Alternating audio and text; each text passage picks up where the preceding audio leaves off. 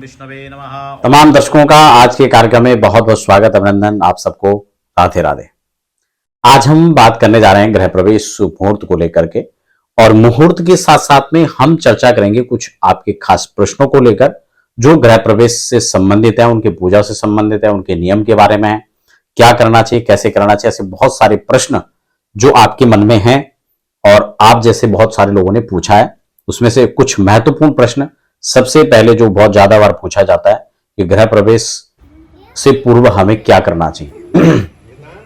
यानी गृह प्रवेश अगर आप कर रहे हैं तो आपको क्या करना चाहिए, चाहे आपने रिनोवेशन वाला घर आपने तैयार किया दोबारा से रिनोवेट करके, या फिर आपने अपने पुराने घर को तोड़ करके बनाया, या नया घर आपने बनाया, या कोई फ्लैट आपने लिया है। ये सारी चीजें, ये नियम उन सभी पर लागू होंगे। थोड़ा आज का वीडियो थोड़ा सा लंबा हो सकता है, लेकिन जानकारियां आपको बहुत सारी इसमें मिलने वाली है, ऐसा हमारा प्रयास रहेगा। तो इसमें गृह प्रवेश से पहले क्या करना है, यह पहला प्रश्न है जो बार बार अमूमन पूछा गया है। कार्य पूरा नहीं हुआ है, क्या गृह प्रवेश कर सकते हैं, इस पर भी डिटेल में चर्चा करेंगे। बहुत बार प्रश्न पूछा जाता है। पंचकों में गृह प्रवेश करना चाहिए नहीं करना चाहिए, यह भी बार बार जो है प्रश्न किया जाता है। गृह प्रवेश से पूर्व नहीं, गृह प्रवेश के बाद, पूजा के बाद किन बातों का ध्यान रखना चाहिए, उसमें से भी कई बार प्रश्न पूछा जाता है कि क्या वहां कितने दिन तक रहना कंपलसरी है, अगर हम उसके बाद रेंट पर देना चाहते हैं तो क्या हम रेंट पर दे सकते हैं। ये बहुत सारे ऐसे प्रश्न हैं जो पूछे जाते हैं। और एक और प्रश्न यहां पर, हाँ, कार्य पूरा नहीं हुआ तो ठीक है, ये तो हो गया। तो ये कुछ प्रश्न है जो बार बार पूछे जाते हैं, हम डिटेल में चर्चा करेंगे। अगर नए दर्शक हैं, पहली बार चैनल पर विजिट कर रहे हैं, तो चैनल को सब्सक्राइब जरूर कर लीजिए, बेल आइकन को प्रेस कर लीजिए, ताकि आने वाली अपडेट्स होती हैं कार्यक्रम की आपको मिलती रहेंगी। क्योंकि हम पूजा पाठ से संबंधित हो या मुहूर्त से संबंधित हो, तमाम सभी प्रकार के मुहूर्त और ज्योतिष और आध्यात्मिक, साथ में वास्तु, ये कुछ महत्वपूर्ण जो चर्चाएं होती हैं वो आपके साथ लगातार जारी रहती हैं। तो अब यहां पर क्रम से हम बात करेंगे, और इससे पहले सूचना भी आप लोगों के लिए रहेगी। अगर आप कहीं पर भी वैदिक किसी प्रकार का पूजा पाठ अनुष्ठान करवाना चाहते हैं, या जिस विधि से हम लोग गृह प्रवेश करते हैं, जो एक वैदिक विधि है, प्राचीन पद्धति है, उसमें महत्वपूर्ण चीजें क्या क्या है वो मैं आपको साथ साथ कुछ जानकारियां उसकी भी दूंगा। और अगर आप उसको करवाना भी चाहते हैं तो उसके लिए भी आप हमारे संस्थान में संपर्क कर सकते हैं और विधि विधान के साथ ये कार्यक्रम करवा सकते हैं। और उसके लिए आपके लिए बहुत अच्छा ये भी है कि पूरा सेटअप हम लोगों का अपना होता है, ताकि आप लोगों को किसी प्रकार की कोई असुविधाएं भी नहीं होती और आपके अतिरिक्त खर्चे भी बच जाते हैं। खैर, तो अभी हम जानकारी की बात करें तो सबसे पहले मुहूर्त को ही हम लोग टच कर लेते हैं कि अगर आप गृह प्रवेश कर रहे हैं तो मुहूर्त सबसे पहले तो आपके पास एक अच्छा अवसर है, क्योंकि अभी नवंबर चल रहा है, अक्टूबर खत्म हुआ है, अक्टूबर खत्म होने को, सॉरी, नवंबर स्टार्ट नहीं हुआ है। तो नवंबर, दिसंबर, जनवरी, फरवरी, मार्च कुछ महत्वपूर्ण महीने हैं।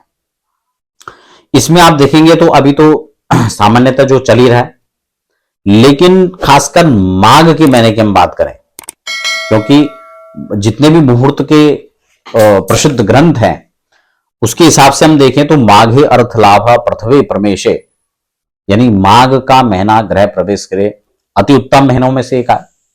उसके बाद आपका जो फाल्गुन का महीना है, ये दोनों महीने माघ और फाल्गुन एक साथ आ रहे हैं, ठीक है ना। और उसके बाद आपका बैसाख और जेठ, जो कि आपका इसमें सर्दी खत्म होने के बाद आपके गर्मियों में प्रारंभ होगा। तो 2 महीने आपके पास अच्छे खासे हैं। अगर आपका घर बिल्कुल रेडी हो चुका है और या तैयार होने की स्थिति में है, तो आपको एक अच्छे मुहूर्त का समय निकाल करके और मुहूर्त करना चाहिए। उसमें एक बात का जरूर ध्यान रखें, ये ना सोचे कि मुहूर्त 10 तारीख का है तो सबके लिए है। अपनी राशि से इस मुहूर्त को चेक करना होता है, इस बात को आप ध्यान में रखें। आपकी राशि से गोचर के चंद्रमा 4, 8 और 12 नहीं पड़ना चाहिए, इसको अच्छा नहीं माना जाता है मुहूर्त के अंदर। और साथ में लग्न शुद्धि अपने स्थान के हिसाब से, जहां पर आप रहते हैं, यानी कि मैं ऋषिकेश में बैठा हूं तो ऋषिकेश का लगन आपके यहां चलेगा। आपको अपने यहां के सूर्योदय के अनुसार लगन तय करना होगा। आप भारत के किस कोने में हैं, या देश में, दूसरे देश में है, किस में है, वहां के हिसाब से आप समय को निर्धारित करें और उस लगन में गृह प्रवेश करें, ठीक है ना। अब यहां पर ये तो मुहूर्त की बात है। मुहूर्तों में कुछ ये भी बार बार प्रश्न रहता है कि पूर्णमासी को कर सकते हैं नहीं कर सकते हैं, अमावस्या को कर सकते हैं नहीं कर सकते हैं। तो मैं आपको बता दूं, अमावस्या और रिक्ता तिथियों का तो निषिद्ध होता है, इसलिए नहीं करना है, क्योंकि अभी दीपावली की परिप्रेक्ष्य में बहुत लोग पूछ रहे हैं अमावस्या को दिवाली को कर दें। ठीक है ना, वो विवाह के लिए दिवाली एक अबूझ मुहूर्त है विवाह के लिए, लेकिन गृह प्रवेश अमावस्या में नहीं होता है, इसलिए आप पहले करें। चतुर्दशी भी आएगी तो रिक्ता तिथि मानी जाएगी, उसमें भी आप नहीं कर सकते हैं। तो ये सारे जो पूर्णिमा है तो पूर्णिमा में आप कर सकते हैं, लेकिन अब ये नहीं कि पूर्णिमा है तो उसमें मुहूर्त ना देखें, बस पूर्णिमा और कर दो, ये भी ठीक नहीं है। उसके बाद संक्रांति का पूछा जाता है, तो संक्रांति में बिल्कुल कर सकते हैं, लेकिन अब ये भी देखना होगा कि कौन सी संक्रांति है, पता लगे धनु संक्रांति है या मीन संक्रांति है, तो फिर उस दिन उन महीनों में नहीं होगा। तो ये आपको उसमें थोड़ा सा विचार करना है, पर लेकिन संक्रांति का कोई दिक्कत नहीं है, कर सकते हैं, लेकिन मुहूर्त पर्टिकुलर आप उसको चेक करें। अब यहां पर ये तो मुहूर्त की बात है, मुहूर्त में मंगलवार है या करुण क्रंदन नक्षत्र हो गए, तो इनको आपको नहीं लेना। स्त्री संज्ञक नक्षत्र हैं, ध्रुव नक्षत्र हैं, इनमें आप करें। अब मुहूर्त में जो गृह प्रवेश से संबंधित कुछ चीजें हैं कि गृह प्रवेश के नियम क्या क्या होने चाहिए, कैसे हमें प्रवेश करना चाहिए, जो प्रश्न ये पूछे गए थे उनको लेकर थोड़ा समझ लेते हैं। इसमें सबसे पहले तो आधे निर्माण का क्या मसला है, इसको थोड़ा समझ लेते हैं। आधे निर्माण का मतलब है जब आपका घर कंस्ट्रक्शन में चल रहा है, टाइल नहीं लगी है, तो आप गृह प्रवेश ना करें। कई बार होता है कि लगता है कि यार मुहूर्त तो अब है नहीं, तो ऐसा टाइल बाद में लग जाएगी, हम पहले गृह प्रवेश कर लेते हैं, तो वो ठीक नहीं है। घर का मुख्य द्वार लग चुका है, नहीं लग चुका है, खिड़कियां लग चुकी हैं। अच्छा, खिड़कियों में भी कई बार होता है कि चलो पल्ले नहीं लगे हैं, ठीक है ना, तो अगर वो लग जाए तो बहुत अच्छी बात है, लेकिन कई बार व्यक्ति के बजट में भी नहीं होता है, क्योंकि हर किसी के पास तो ऐसा माहौल नहीं है। कई बार लोग बजट के हिसाब से नहीं लगा पाते हैं, या ये सोचते हैं कि चलो कांच का लगा लेते हैं, जाली का बाद में लगा लेंगे। ये बाहर से जाली लगवा देते हैं, अंदर से कांच के दरवाजे उनको लगाने होते हैं, तो वो नहीं लग पाते हैं। तो वो अलग अलग परिस्थितियों पर अलग अलग व्यक्ति के लिए निर्भर है, तो वो उसमें कोई बड़ा मैटर नहीं है, उसको छोड़ दीजिए। उसके बाद आपका फर्नीचर का काम होता है। अब ये सब आधे वर्ग की बात कर रहा हूं मैं, क्योंकि कई लोग कंस्ट्रक्शन का जो काम है, आपका ईंट का काम रह रहा है, कहीं कुछ और तोड़ फोड़ आपका होना है या कुछ नया चीज बनना है, तो उसमें तो आपको बिल्कुल नहीं करना है, ठीक है ना, वो आधे निर्माण में आएगा। लेकिन आपका मान लो कि आपके अलमारियां नहीं बनी है, या आप किचन में आपका मॉड्यूलर किचन बनना है, वो नहीं बना है, तो ये एक अतिरिक्त काम है। और वो फिनिशिंग का कुछ इस प्रकार का काम होता है कि कई बार वो लोग सालों साल भी नहीं कर सकते हैं। या पेंट के मसले में भी कई बार देखा जाता है, क्योंकि अब जो पेंट है, रंग रोगन है, उसको अगर पुट्टी हो गया है तो वो व्हाइट वॉश उसको ही मान लिया जाता है, ठीक है ना, क्योंकि उसके बाद ये नहीं कि कई लोग वैसे भी उसमें रहने लगते हैं बजट के कारण या अन्य किसी कारणों से। अगर वो हो पा रहा है तो ठीक है, नहीं हो पा रहा है तो वो ये नहीं कि वो आधा निर्माण है, उसको आधा निर्माण नहीं माना जाएगा। इस बात को थोड़ा सा समझना जरूरी है ठीक है ना। और जैसे ये फिनिशिंग की अन्य चीजें, आप कुछ फर्नीचर का कुछ अलग से आइटम बना रहे हैं, बेड बनवा रहे हैं या कोई अन्य चीजें बनवा रहे हैं, तो वो जो है वहां पर होगा या नहीं होगा। अच्छा, एक प्रश्न और भी आता है कि पुराना सामान लेकर के जा सकते हैं, मैं इसको लिख लेता हूं, ये बार बार जो है पुराना सामान, तो ये पुराना सामान नहीं ले जाना चाहिए, पहले गृह प्रवेश के बाद ले जाना चाहिए। अच्छा, इसमें भी जो सामान वहां पर बन रहा है वो आप ले जा सकते हैं, या नया सामान है तो आप उसको वहां पर ले जा सकते हैं, ये चीजें हैं। तो ये तो हो गया खास खास बातें। अब आपका प्रवेश से पहले क्या करना है, उसमें आप इसको थोड़ा समझ लीजिए। जब पूरी साफ सफाई हो चुकी हो, अब दो प्रकार से एनर्जी काम करती है, एक तो नकारात्मक ऊर्जा और एक सकारात्मक ऊर्जा। आपको सबसे पहले तो जितनी भी वहां साफ सफाई का काम है उसको एक बार करवा लेना है, धुलवाई करवा लेनी है। फिर आपको खुद साफ सफाई के हिसाब से एक स्वच्छ बाल्टी में नमक और फिटकरी डाल करके पूरे घर को एक बार फिर से क्लीन करना चाहिए, ठीक है ना। ये आपने कर दिया तो जूते चप्पलों की एंट्री आप धुलाई करते ही बाहर कर दें। कई बार क्या होता है कि धुलाई आपने कर दी, पोछा भी आपने लगवा दिया और फिर से वहीं सब जूता लेकर के जा रहे हैं, आप भी जा रहे हैं, तो उसको एक सुनिश्चित स्थान पर रख लें कि उसके बाद वहां उसकी एंट्री नहीं होगी। तो इन चीजों को ध्यान में रखना है। और उसके बाद फिर पूरे घर को एक बार गंगा जल आदि से मार्जन करना चाहिए। जब ये आपका मार्जन आदि का काम हो जाए और ये आपका हो जाता है, तो आपको एक बार पीली सरसों, या तो जब आचार्य ब्राह्मण लोग आए उनसे अभिमंत्रित करवा करके इसको करें, नहीं है तो आप गंगा जल और पंचगव्य, इन दोनों चीजों को एक बार पूरे घर के अंदर ये आपको छिड़काव अपने आप कर लेना चाहिए। नहीं तो जब पूजा होगा तो वो ब्राह्मण देवता थी सब करेंगे, अभिमंत्रित करके वो ये सब करवाएं।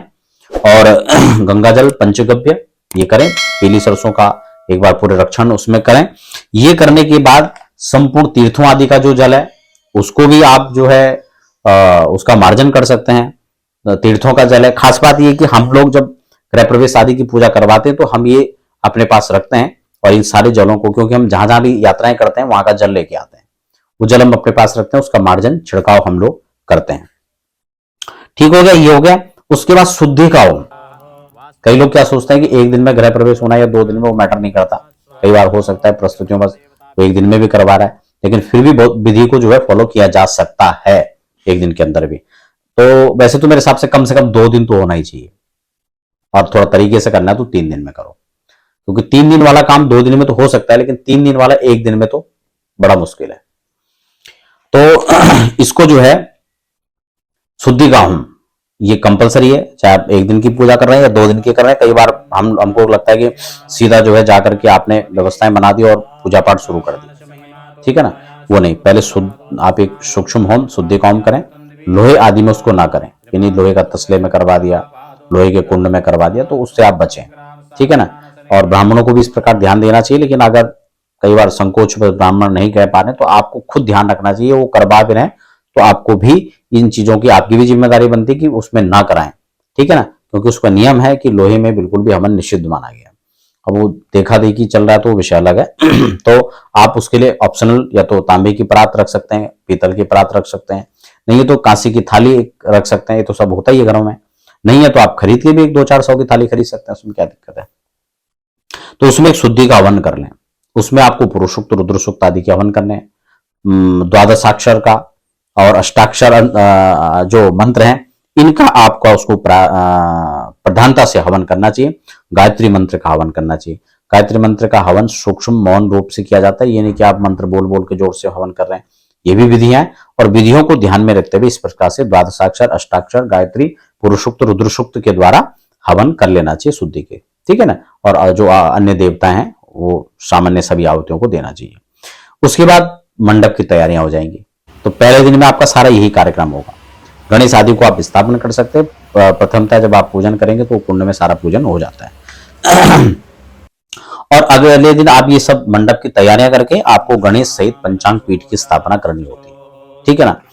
फिर आपको अगले दिन पुनः आपको प्रातःकालीन होम करना चाहिए, फिर से इन्हीं पुरुषोक्त आदि के द्वारा, और इसमें आप श्री सूक्त भी ऐड कर सकते हैं, रुद्र सूक्त भी ऐड कर सकते हैं, ये सब चीजें करना चाहिए। और फिर ये हवन करने के बाद आपको क्रमशः ये सारी चीजें आपको दोबारा दोहरा करके और फिर स्वस्ति वाचन आदि के द्वारा आपको एक मंगलमय वाचन के द्वारा पूरे घर का माहौल को जो है एक पॉजिटिव वहां पे करने के लिए सब स्वस्ति वाचन का एक विधान है, आपको ये करना चाहिए, संकल्प करना चाहिए। गणेश आदि का पूजन आपको करना चाहिए, गणेश अंबिका का कलश स्थापन, कलश पूजन, पुण्यावाचन, ये सब उसमें प्रमुख रूप से नांदी श्राद्ध आदि जरूर करना चाहिए। कई बार क्या होता है कि नांदी श्राद्ध नहीं करते हैं, बीच में किसी प्रकार का कोई विघ्न है, और वैसे भी पितरों को स्मरण पितृ पूजा उसमें होनी ही चाहिए, तो ये नांदी श्राद्ध इसमें जरूर करना चाहिए। पंचांग पीठ की पूजा आपकी कंप्लीट हो जाती है। फिर आपको वास्तु का पूजन इसमें प्रधान रूप से करना चाहिए, और ध्यान रहे कि हम यज्ञ वास्तु और जो ग्रह वास्तु है इनमें दोनों में भिन्नता होती है, इसलिए इसमें 81 पद वाला जो वास्तु है, ठीक है ना, उसका पूजन करना चाहिए और सांगोपांग विधि से करना चाहिए, ठीक है ना। उसके बाद ये सब आप कर लेते थे। मातृका आदि पीठ की स्थापना है, क्षेत्रपाल स्थापना है, नवग्रह शांति जो प्रमुख रूप से करना चाहिए, उसमें अधिदेवता, प्रत्यादेवता, पंचलोकपाल, 10 दिक्पाल, क्षेत्राधिपति, क्षेत्रपाल, इन सब का पूजन भी आपको प्रमुख रूप से करना चाहिए। और क्षेत्रपाल का, क्योंकि आप नए घर में नए स्थापना में जा रहे हैं, नए एरियाज में जा रहे हैं, तो वहां पे क्षेत्रपाल का एक प्रधान रूप से आपको एक स्वतंत्र एक अलग सी पूजा भी करनी चाहिए, क्योंकि आप दूसरे के क्षेत्र में जा रहे हैं। कम से कम वहां के क्षेत्र अधिपति से मिलकर के आप उनको प्रणाम, अपनी स्तुति, अपनी प्रस्तुति, अपना उनका अभिवादन, अपना वहां पर जाके परिचय, और उनके क्षेत्र में आप रहने जा रहे हैं तो उनसे मिलना तो स्वाभाविक बनता है ना, तो ये चीजें वहां पर जरूर करनी चाहिए। अब एक महत्वपूर्ण चीज मैं आपको बता दूं, क्योंकि जो वास्तु है, वास्तु के अधिपति देवता, वास्तु के जो अधिष्ठात्री देवता कह सकते हैं, वो भगवान शिव है। अब उनके मालिक शिव है तो उनका तो पूजन प्रधान रूप से होना चाहिए। तो इसलिए रुद्राभिषेक का कार्यक्रम आपको प्रमुख रूप से इसमें करना चाहिए और पूरे अष्टाध्यायी के द्वारा भगवान शिव का गंगाजल और दूध के द्वारा कम से कम इतना अभिषेक तो आपको करना ही चाहिए। और भगवान शिव की भी सांगोपांग पूजा होनी चाहिए, ठीक है ना।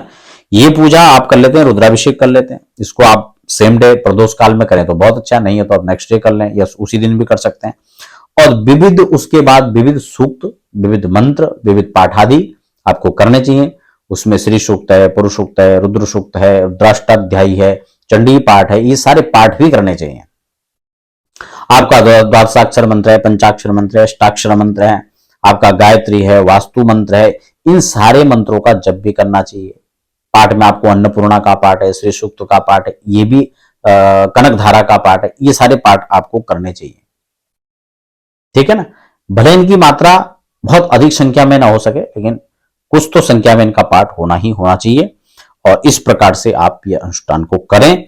उसके बाद विविध उपचारों के द्वारा पूजन का ध्यान रखना चाहिए, सामग्री का ध्यान रखना चाहिए। कई बार हम सामग्री बहुत सारी जुटा लेते हैं लेकिन उपयुक्त सामग्री नहीं जुटा पाते हैं।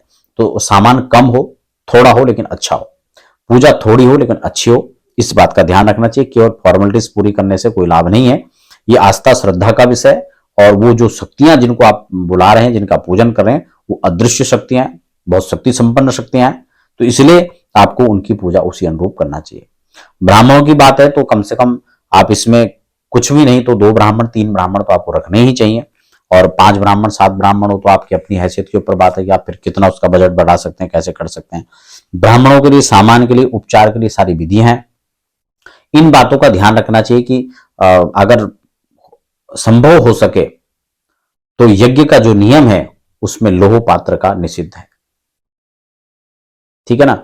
इसलिए संभव हो सके, वैसे तो ये नियम है इसका यज्ञ का कि अगर आप एक अच्छी पूजा विधि विधान से करा रहे हैं तो सारे पात्र या तो कांसे के लगे या पीतल के लगे या तांबे का लगे। चांदी स्वर्ण तो फिर बड़ा विषय हो जाएगा, उसको सब अफोर्ड नहीं कर पाएंगे। लेकिन ये नियम है क्योंकि स्टील के पात्र हैं, लोह, ये सब लोहे के पात्र माने जाते हैं, इसलिए इनमें जो है इसका लाभ नहीं है। उपचार की बात करें तो षोडशोपचार पूजन इसमें श्रेष्ठ माना गया है। और राजोपचार तो राजा महाराजा लोग, कोई शक्ति संपन्न, धन संपन्न, धनाढ्य लोग ही कर सकते हैं। और सामग्री थोड़ा लेकिन अच्छा, पात्र मैंने आपको बता दिया। ब्राह्मणों का चयन बड़े सहजता से करें, सहजता से करें। ये नहीं कि केवल धोती कुर्ता पहन लिया, लंबा तिलक माला सब डाल रखें तो वो सब ब्राह्मण ही, ऐसा नहीं है, ठीक है ना। ब्राह्मण जो भी हैं वो कम से कम पहले तो ब्राह्मण ही हो, ये भी एक बार क्लियर कर लेना चाहिए। तो कई बार ये भी निकल रहा है कि लोग जिनसे पूजन करा रहे पता लगे वो ब्राह्मण भी नहीं थे, ऐसा भी कई बार संयोग में आ रहा है। तो ये होना चाहिए। दूसरा, ब्राह्मण संध्या बंधन करने वाले होने चाहिए। शिखा सूत्र तो कम से कम सबका होना ही चाहिए, क्योंकि फिर ब्राह्मण ही कहां है। नहीं तो आजकल ऐसा है कि चोटी तो है ही नहीं आधे ब्राह्मणों की। तो ये सब जिनको काम करवाना है उनको देखना है कि हमें किस प्रकार के लोग चाहिए, ठीक है ना। शिखा सूत्र है, सात्विकता है, ये नहीं कि गुटखा खा रहे हैं, पान खा रहे हैं। अब कुछ ब्राह्मण लोग भी इस वीडियोस को देख रहे हो तो बुरा मत माने, लेकिन ये दोष है तो देखो उसको दोष ही कहा जाएगा है ना। अगर दिन है तो दिन ही कहा जाएगा, ये नहीं कहा जाएगा कि नहीं अभी दिन है, दिन खराब है, चंद्रमा का अस्तित्व है, महत्व है, ठीक है। तो कुल मिला के जो खराब है वो खराब ही है। तो गुटखा, पान, बीड़ी, सिगरेट और उससे ऊपर तो खैर जो भी है तो वो कम से कम उसका सेवन आदि ना करें। आचार व्यवहार विचार, क्योंकि विचार की ही बड़ी बात है। अगर वो उसको सहजता से स्वीकार करता है, उसको कर्म को कर्म के हिसाब से देखता है तो वो उसको निष्ठा के साथ करेगा। केवल काम चलाना है, ड्यूटी पूरी करना है तो फिर वो एक अच्छा सद्गुण नहीं है। सुदृढ़ता होनी चाहिए कार्य के प्रति, आचार विचार व्यवहार, ठीक है ना। तो ये सारी चीजें ऐसे ब्राह्मण को आपको जो अच्छे, क्योंकि घर बनाते हैं तो अच्छा मिस्त्री ढूंढते हैं, लेकिन घर का पूजन कराना है तो अब आप सोच रहे हैं कि काम चलाने के लिए सबसे सस्ते वाले देख लो। तो ऐसी भावना आपके मन में नहीं होनी चाहिए। ताली दोनों हाथों से बजेगी। आपका पूरा जीवन है इस घर में आपने निकालना है तो आप अच्छे से करें, ठीक है। तो ये सारी चीजें, बाकी आशा करता हूं कार्यक्रम थोड़ा सा लंबा तो हुआ है लेकिन आपको जानकारी भी काफी मिली होंगी। और आप किसी प्रकार से वास्तु, ज्योतिष, रत्न, रुद्राक्ष, इनकी जानकारियां या पूजा पाठ से संबंधित जानकारी है या पूजा पाठ करवाना चाहते हैं तो उसके लिए भी आप जो संस्थान के नंबर से संपर्क कर सकते हैं। समय लेकर के आप उसके लिए कार्यक्रम करवा सकते हैं। और जैसे कि मैंने आपको पहले भी कहा कि हम लोग जब कार्यक्रम के लिए जाते हैं तो हमारा एक पूरा अपना सेटअप है, ठीक है ना। वो आपने बीच बीच में जो वीडियोस आदि चलती हैं उसमें भी आपने देखा होगा, उसको आप देख सकते हैं और पूरे उसी हिसाब से आपके कार्यक्रम को संपन्न कराया जाता है। तो फिलहाल वीडियोस काफी लंबा हो गया, इजाजत चाहते हैं, धन्यवाद।